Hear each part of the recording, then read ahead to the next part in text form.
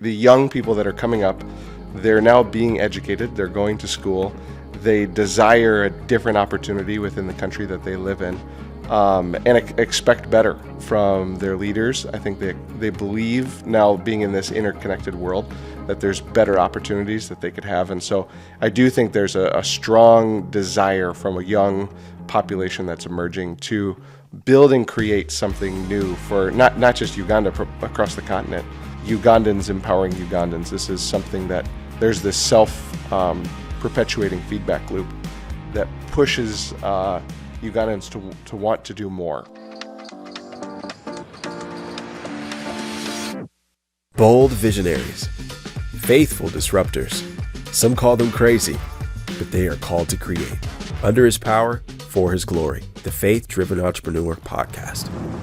Guys, welcome back to the Faith-Driven Entrepreneur Podcast. One of the things that we're spending a lot of time talking about here recently is solving big problems. Problems that are bigger than any one of us, or bigger than any one business. And today we get to hear about the convergence, not just of one, but 2, 3, 4 different ideas coming together in a community and finding sustainable ways to solve these interconnected problems.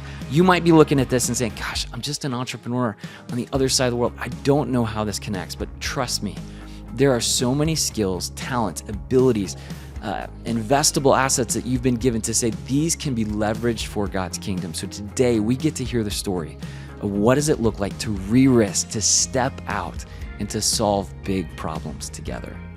So one of the things I'm really fascinated about, I was that history buff at a young age. I was also that person that was like, loved geography class. Yeah. But I know that there wasn't a lot of people in my class growing up that also loved geography. Yeah. So as we're staring at a map, most people are saying like, where is Uganda? What is Uganda? How big is Uganda? Yeah. So give us the geography class overview. Good question. I was not a good geography student as a kid, so you were in the top 1% probably. I don't know if that's a trophy I was going for, but Yeah. I inherited it nonetheless. Yeah, so Uganda, as you're heading into the continent of Africa, it's in the eastern part of the country. So East Africa, neighbored by a variety of countries: Sudan, Tanzania, Kenya, Rwanda, Congo. So it's right there, landlocked, but also next to Lake Victoria, massive lake on the continent. And Uganda is a country of almost 50 million people, and it's the same geographical size as the state of Oregon, which I think Oregon's like 4 to 5 million people. So it'd be like taking the whole population of California, putting it in a small state, which is hard for I feel like hard for us to fathom a population density like that. And most recent stats that I've read is like 80% of the population's under the age of 30, 50% under the age of 18. So extremely young population, but a beautiful country. Winston Churchill called it the Pearl of Africa. So it's lush, it's beautiful. But it's a landlocked, relatively small but big population and fast growing. Talk about the youthfulness of the population, because I think that that's something people are becoming more and more in touch with. Totally. Whether it's Elon posts about it regularly, talking about birth control rates and population. Yeah. There's it's not a novelty. It's not a statistic. That's interesting. Yeah. There's a kind of like an advantage that is going to be there in population growth and a young population that Africa has at its back. Can you speak to when people see that, what are they talking about? I mean, there's an advantage, and there will probably be major disadvantages too. Like it's two things kind of coming to a head that unless maybe some big challenges in the world get faced or dealt with, it could be problematic for a young generation too. But I mean, I think I heard Henry on a recent kind of TikTok post that went viral, talking about the amount of producers and consumers, like the young people that are coming up. They're now being educated. They're going to school. They desire a different opportunity within the country that they live in, and expect better from their leaders. I think they believe, now being in this interconnected world, that there's better opportunities that they could have. And so I do think there's a strong desire from a young population that's emerging to build and create something new for not just Uganda, across the continent. And one of the things that I think is remarkable too, from a Christian perspective, is the percentage of them that are Christians and that have a deep sense of faith and want to see their faith lived out in their everyday life, not just segmented or a one day of week type practice, but desire to see it, practically lived out in everything that they do.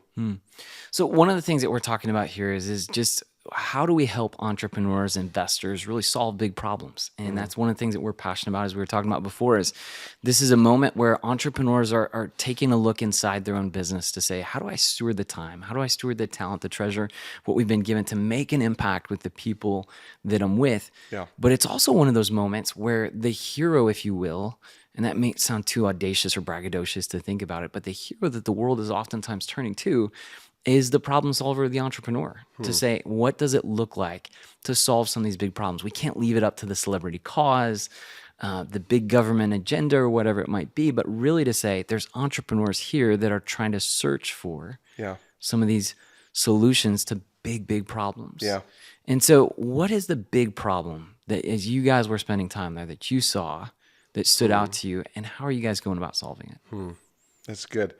Well, I want to say, it's like I think I'm very well aware of the sort of time and place and space that I entered the world, and that I stepped into the scene in my early days of spending time in East Africa, and that there have been tremendous there's been tremendous work that's kind of gone before me, and so I feel like one of the things that I saw that I was concerned about, particularly, and my whole experience was birthed out of a friendship, with a relationship with a gentleman in Uganda named Henry Iwumbwe. He was an educator in a rural community, and I stayed with him, and he was a head teacher at a school. I stayed with him in his home and built a friendship with him. We were both single guys at the time. And so my story and my, particularly like interest in what God is up to in the country of Uganda has all been framed through that friendship and that relationship. But I think the way that I've thought about the big problem that we're working on comes down pretty simply to service delivery in rural parts of the country. Rural parts of the country are where the majority of the people live. Yet this is where some of the biggest problems are most prevalent. The highest school dropout rates, some of the highest maternal death rates in the country, highest levels of acute multi-dimensional poverty affecting people's livelihoods, access to education, access to healthcare, things like that. And now, it feels like it's all even a bit more heightened, and it's rural service delivery that's pretty highly dependent on foreign and outside funding and aid. And how can we come alongside, work with the people of Uganda to create a system or a model or opportunities that allow them to deliver these critical, essential services and opportunities, create jobs, things like that, and do it in a way where it doesn't have to be dependent on outside funding for the long term. And so that was kind of the work that we stepped into, and ultimately with a bigger imagination of God's kingdom and what God is doing in the world, and letting kind of a more biblical imagination for the transformation of human hearts and the transformation of places and communities to sort of be the way in which we tried to engage it. Yeah. So there's two important things that we want to push into real quick. Yeah. One is this idea of empowering Ugandans to solve Ugandans' problems. Yeah. Like, talk to us about that, but then also talk about the sustainability side of things. I think oftentimes, again, people see the story of west to east and just thinking like, hey, there's a discovery process. There's a role of what we have to kind of bring awareness to this. Yep. But really, the problem solvers are right there. They're right in front of us. So talk about how you guys do that, and what's that sustainability look like? That's good. So in Uganda, when I spent my early time there, they would say this little phrase. They'd say, you want to catch a thief, send a thief. And, it's always kind of resonated in the back of my mind. It's like, it kind of made sense early on. You want to work within a community. You want to go to a place that you know very little about. You want to address a problem that you didn't grow up in or didn't experience. And I just, like, for me, know very little about the nuance and the fabric of what that situation is like. It's like the best way for me to learn and understand it is with and alongside and, a Ugandan is going to be ultimately the one that's going to be able to tackle and solve those problems. So I just think about that for us, like the core of our work has always been, how do we orient ourselves around coming alongside the people of Uganda, always working to lift up, give agency, give opportunity to lead. I think a lot about Andy Crouch's authority vulnerability matrix that he works with. And it's like, how do you continually, how do we, as we're working alongside people, lower ourselves, and try to give as much agency and opportunity as possible. Never taking anybody's job, never replacing the things that they could do. And so I just think for us, like that's kind of the kingdom way of doing things. And I think the thing that's been remarkable for me over the years, time and time again, is no matter how like low of a place someone has come from, how challenging of a background someone has come from, the ways in which the Ugandan friends, I just think of like faces all across our team, how they've emerged out of really challenging, pretty remarkable situations, and the character and the integrity and the passion and the commitment that they have to want to be a part of creating something new, to create a better future for the next generation that's going to come after them, to create a better now for the people living within the communities that they're working in. So I feel a deep sense of passion of wanting to come alongside, and I actually think there is like the creative opportunity to come and work alongside people and to get to try to create opportunities for them to step into. It's been very meaningful for me. And the beautiful byproduct of it has been a deep spiritual friendship. Yeah. And so I just feel like, and I'm constantly like all the time learning a tremendous amount of what works, what doesn't work. And so it probably gets a little bit to your sustainability question. I do think at the end of the day, like the problems that we alluded to earlier, like they're very complex and they're intertwined. There's much higher level systems taking place, hundreds of years of history, thousands of years of history behind us. But I do think one of the kind of a crippling factor to sort of the long-term development and success to programs, to services, is their like complete and total dependency on outside foreign aid. And there's so many like things to that. I guess some of the things that I feel like I have seen with just running like an earned revenue model that has been really impactful outside of just decreasing that funding gap through the locally earned revenue, building towards sustainability, is that like we've moved from treating our beneficiaries as beneficiaries. They're not just people who get services from us.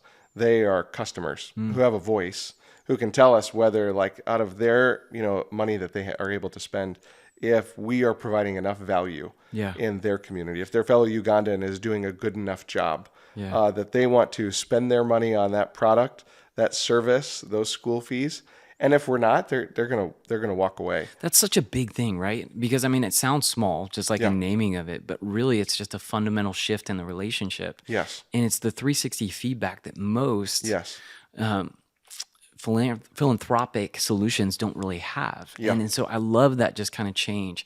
It's also kind of, to some of Andy's language, it's kind of that power balance that kind of comes more in an appropriate way that says, hey, this is really a chance to go after long-term sustainability and how we solve it if we have that customer relationship and less of a dependency relationship to it. I think it's, a lot of people talk about, like, how do you garner community buy-in? How do you garner the community to sort of wrap themselves around the projects that are going on? Well, I think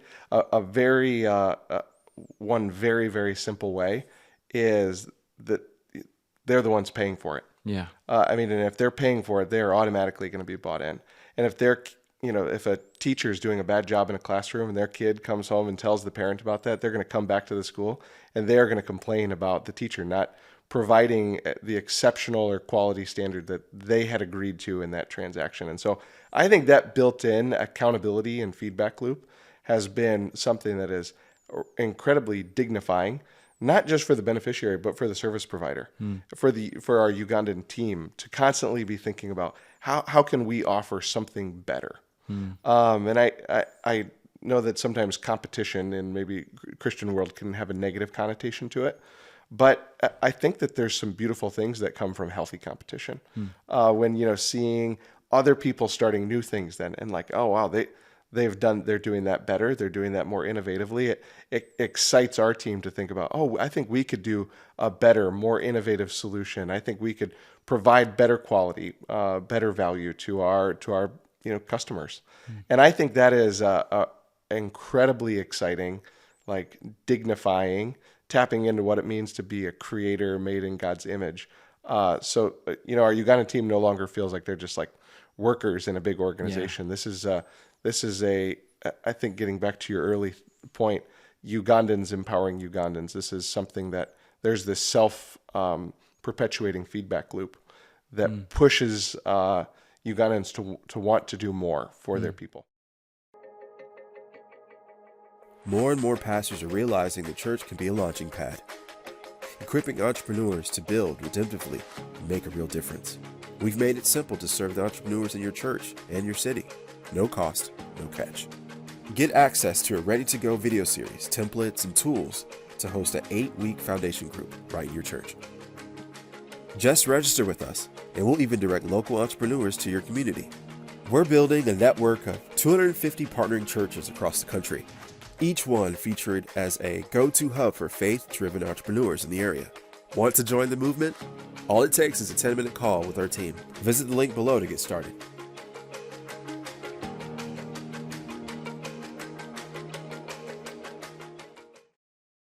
So give the quick flyover scope of how many schools, how many students, what does that look like today? So our model is like a 4-prong model. We build a school, a health center, a farm, and a business in each community that we work in, are able to run these programs out of them.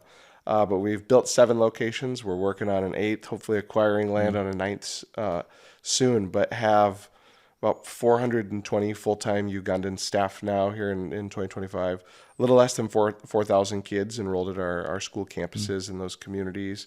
Our team will serve 50,000 patients across our health facilities, and then we'll work with around 5,000 smallholder farmers per location that we work in on training on improved agriculture practices. Why those 4? What stood out to say, hey, these are the 4 things that a flourishing society needs here? Yeah, that's a great question.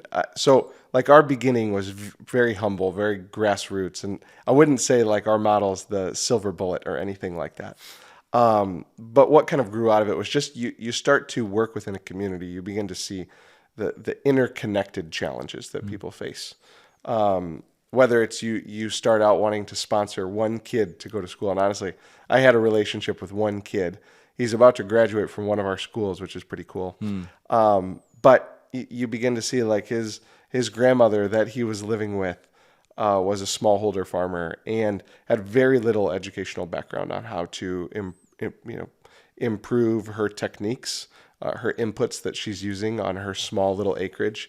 The school that they go to, teachers aren't showing up. There's 100 to 200 kids in the government school that they're at per class in a classroom. There's no desks, no furniture.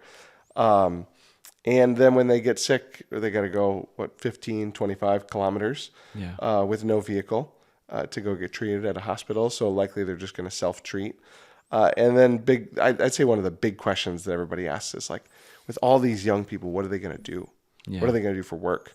Are they going to have hard skills? Are there going to be jobs that they're able to attain? Like there's hundreds of thousands of young people that graduate every year with very little available jobs across the country. And so you begin to see particularly in these little rural areas, how all these problems are deeply interconnected. Yeah. And so it was our product or solution kind of alongside our Ugandan team this is what we want to offer as a package into a community that we work in. It feels like it's a big thing that people miss is the interconnectivity of these problems. I think it's both the upstream, but also the interconnectivity that's missed. And it feels like there's a moment where, either the bringing together of these services or tighter collaboration really needs to exist. Because otherwise, it just feels like that, whack-a-mole or whatever you want to look at it. It's like one problem, you might make some progress on it, but something else springs up. Yeah. Where do you feel like this interconnectivity leads? Does it lead to ministries, organizations, and businesses kind of all merging together? Does it mean like we've got to get better at meaningful partnership? Yeah. What is interconnectivity going to look like here? I think of it in two different ways. I feel bad if I'm speaking out of both sides of my mouth here. But like on one side, it's like, it's terribly fragmented. And very little consolidated energy going towards like, how do we collectively solve these problems, which I think is problematic. On the other side, I feel like it takes many players to solve big problems. Yeah. And so like one of the illustrations that I think about is like, how did we build like airport systems? How did airports and airlines get started? It wasn't like a government or one big company consolidated plan. We're going to build the airport. We're going to put in all these airlines. We're going to build the highways. It was sort of like it created itself over time through supply and demand. You go to DIA where I travel out of all the time. It's like there's 50 different airlines working there. There's 100 different vendor restaurants in those locations. There's so many different players trying to create a better experience for a traveler. And so when I think about the building of economies or the building up of rural communities, like inevitably it has to take not just one big player that's all the resources consolidated. It's going to take many different individuals. But yes, I think it's going to take a sense of collaboration, a sense of open-handedness. And I think that's a role that the funders or the capital allocators, just as well as the practitioners, have to play. Like there has to be some sort of built-in incentive models to get people working together and to get people at the table together. What do you think is the first step to that? Like, what's the first step to bring together the capital allocators, the entrepreneurs? Is it the power balance? Is it the intimidation factor that like everybody's trying to feel like they're selling versus authentically brainstorming on it? What's the first bridge we got to cross? I think that in some ways, I mean, it probably starts relatively like this. It starts with people talking together. But I mean, there is definitely like a world we live in a world that, at least from a mindset perspective, and in reality, it's scarce. Like there are scarce resources, and I think many people feel that. And so we want to keep our relationships close to ourselves. We want to keep our model or our products close to ourselves, what we think are our innovative ideas.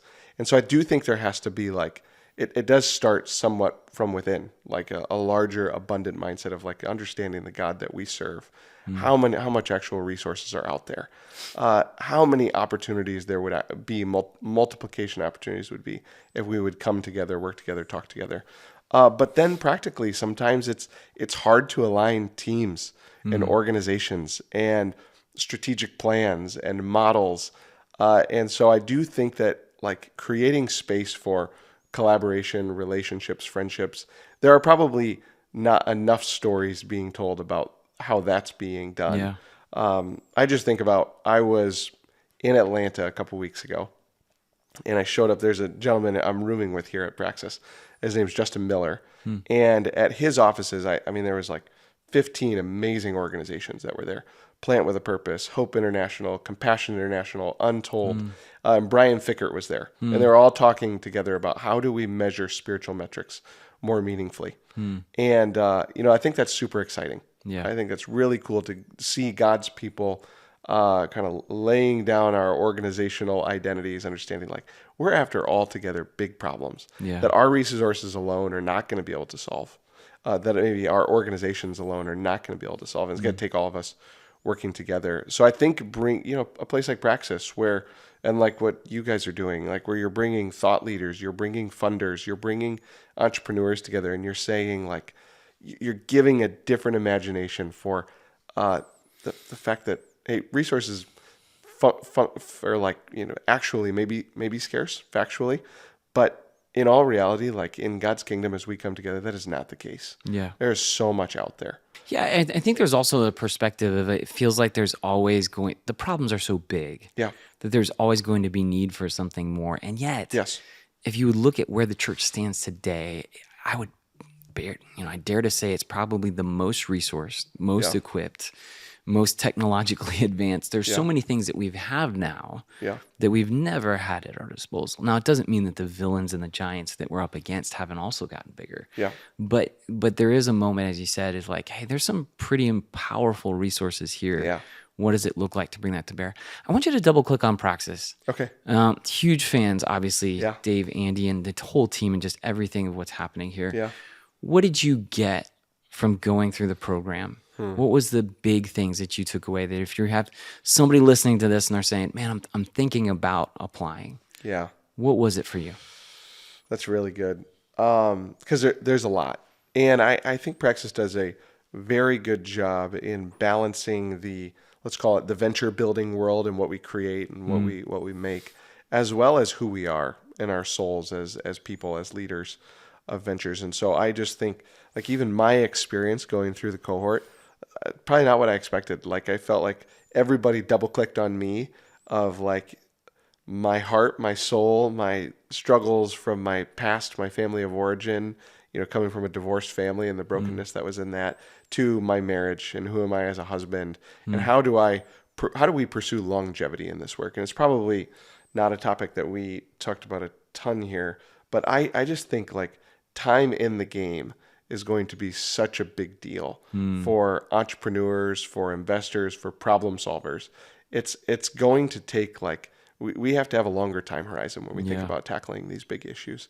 I just feel like as we want to go in and tackle these things, like we're working with delicate communities, delicate lives, very fragile circumstances, and things are going to go haphazardly, and there's so much out of our control. But I think if we are able to stay in the game, and we are able to have hearts that are deeply anchored with relationships with one another, relationships with our family, and like have a deep well or reserve in our life with God, like that is going to sustain us over a long period of time. And so I actually felt like Praxis gave me kind of that type of foundation. Funders, friends, people that are interested in me and like the people I work with, like staying with this, with like that long obedience in the same direction. While also challenging me to think about like, how could you adapt this for scale? How do you build this in a way where other people could implement it? Constantly challenging us to think about like, how could this be built for something that could go farther?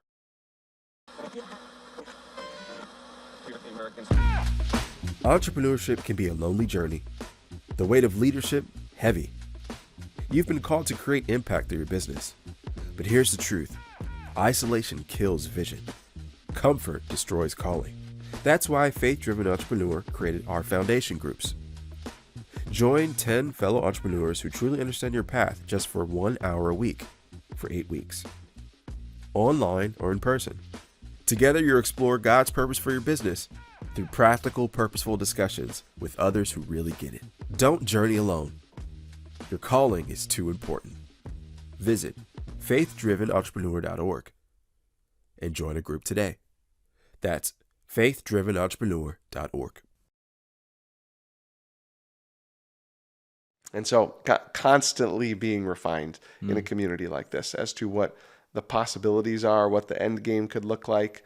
And I think that's a tremendous joy to like the opportunity to creatively come at a problem and think about how could this get better? It's a moving goalpost, but that's kind of a fun way to go about things. It's a fun way to go about things, and I love that idea of just so oftentimes I think as entrepreneurs it's about what we're doing, and and to good reason. A lot of the focus over the last decade has been that, even in places like Praxis and other things, from a stage is like, what are the redemptive things that we're doing? Where are the chances where there's brokenness, and how can we step into those? But it feels like there's this moment where the conversation is saying it's not only what we redemptively do, but it's how do we do it? And I love the language. And it's part of the player level. It's the re-risking kind of language that's a part of the Praxis community, but it's also this idea of like staying in the game. And I love that perspective because that's a huge piece to this puzzle, as you're saying, what these big problems. It's not just the technology. It's not just the breakthrough. It's not just the idea. It's the ability to be in the game for a long period of time, to let that mature and to really find the thing behind the thing Yep. that is really going to solve some of those big Yep. problems. And you're doing it in a community of people that are, from my experience, deeply humble. Many people here live very surrendered lives to God. They have there's not a ton of hubris. They don't think so highly of themselves, but they're ambitious. Like they want to continue to figure out like what could be the new frontier, what's possible, how do we re-risk, how do we try to take on the next big challenge. So there's this kind of dynamic energy with a group like Praxis. It's awesome. Well, one of the things that, as we come to a close here, that we're very passionate about is telling stories. Yeah. And I can't help but say that that's one of the things that we saw quickly as we're understanding the ministry and the business and the work of what you guys are doing. What's the importance of telling story and just how you guys even go about it? Of saying like, hey, this isn't just a story of like a win here that's happening. This is a community win that's happening. What's the power of how you guys are going about telling stories? Yeah, I love that question. I think probably a lot of people my age growing up had one particular story when they thought about Africa. And I feel like when I went over there for the first time, or my early months and years that I spent over there, I had a little bit of cognitive dissonance where it's like, okay, I feel like I resonate maybe with some of the stuff that I saw, but there's this whole other story not being told. Like I'm not seeing the whole picture. And so I for me, kind of within the way that we want to talk about what's going on in Uganda, as one, it's like, let's talk about the beauty. Let's talk about the possibilities. Let's talk about the resilience. People amidst really challenging circumstances, rising up, and doing tremendous, faithful, godly work every single day. And so I mean, you alluded to the kind of the hero narrative earlier. It's like, I think the people of Uganda in our work are the heroes of the story. Amen. And I want to try to tell that as creatively as possible and as dignifying as possible. And so I think storytelling is a huge way in which we kind of showcase like the dignity of what it truly means for people to be made in God's image and likeness, and the worth and the value that's inherent within that.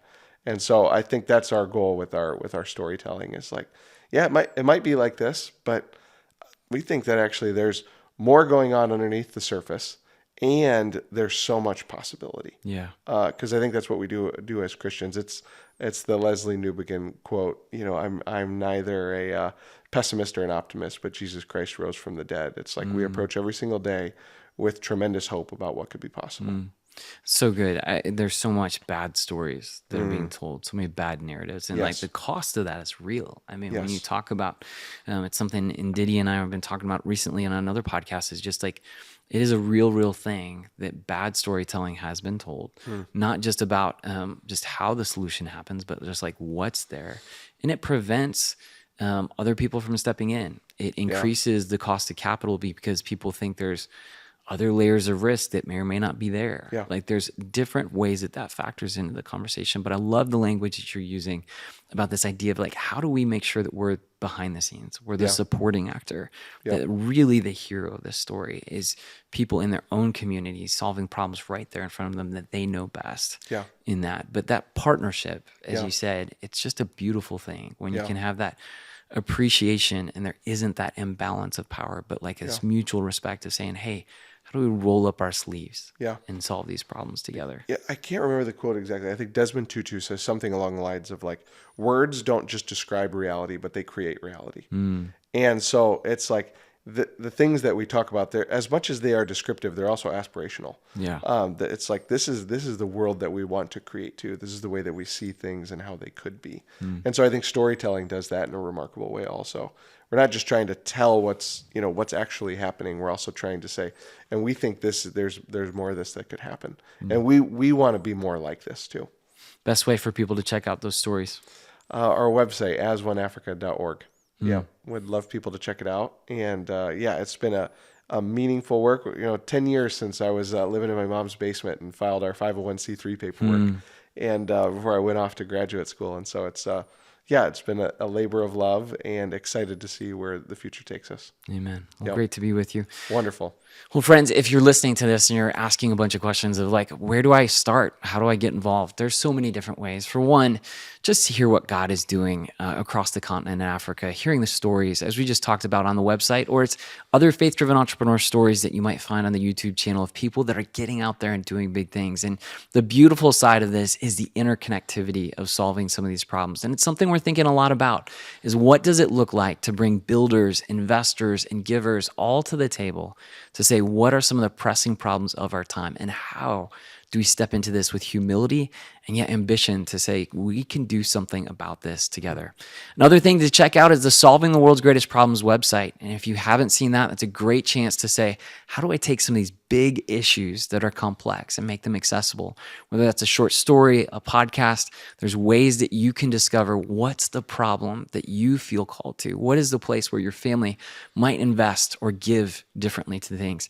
And lastly, I want to shout out the incredible work that is being done by Praxis. And so if you are thinking about ways to scale your venture and thinking about ways to scale your ministry work, there is just a phenomenal program of what they've been doing here for more than a decade, impacting so many entrepreneurs and ministry leaders around the world.